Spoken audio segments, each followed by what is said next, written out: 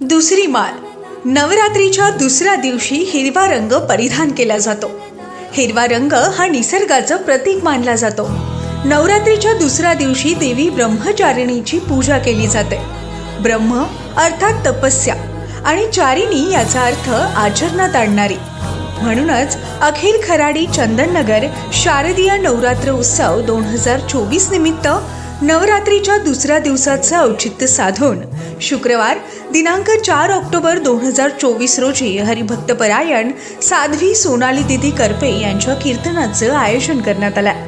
स्थळ श्री दुर्गा माता मंदिर, एकनाथ पठारे वस्ती, बायपास रोड, चंदननगर, खराडी. संयोजक श्री नवनाथ कौशल्या, एकनाथ पठारे.